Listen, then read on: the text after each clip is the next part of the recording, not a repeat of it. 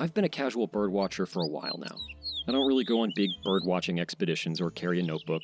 Mostly I just like to notice birds. I had an assignment in high school where we had to learn over 50 bird calls by name, like American widgeon, least bittern, tufted titmouse. It was really hard, and the names were not helping. Who came up with them? They're completely arbitrary.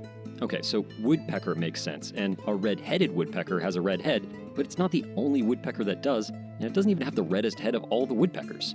And how would I pick out a Swainson's thrush out of a lineup?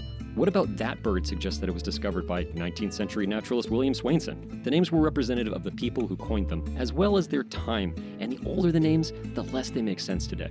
Some of the names describe a species that DNA evidence later revealed was actually two or more nearly indistinguishable species that had to get their own bad names later. It's like the bad names were multiplying, and I hated them. There's a great bit of tape from the Nobel Prize-winning physicist Richard Feynman on this very subject. He says, now you know all the languages you want to know what the name of that bird is.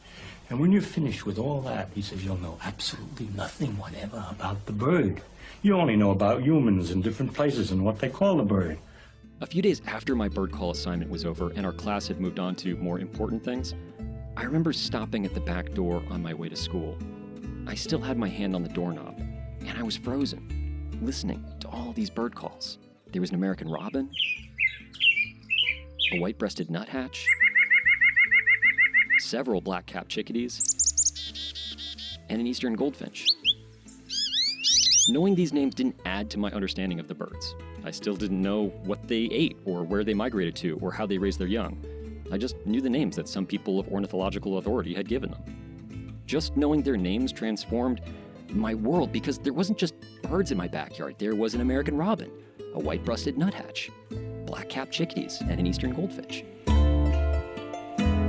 Suddenly, there were birds everywhere, and when I didn't recognize a song, I recognized it as being unrecognizable because I didn't have a name for it. Names matter, even the misleading ones.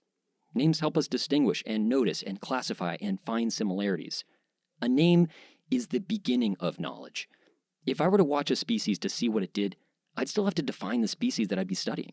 When I wanted to tell the world what I learned, I'd have to give that species a name, because having a name is essential for a species like ours that relies on communication. Without a name, that observation, that information, dies with me.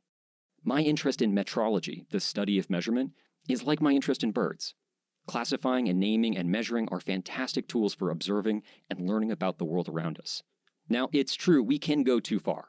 Oscar Wilde was no doubt thinking about people just like me when he said that nowadays people know the price of everything and the value of nothing.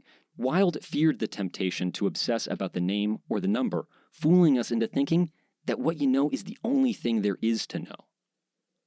I've seen plenty of birdwatchers in the park run from place to place, staying only long enough to spot a rare bird, tick it off their list, and dash off for the next one.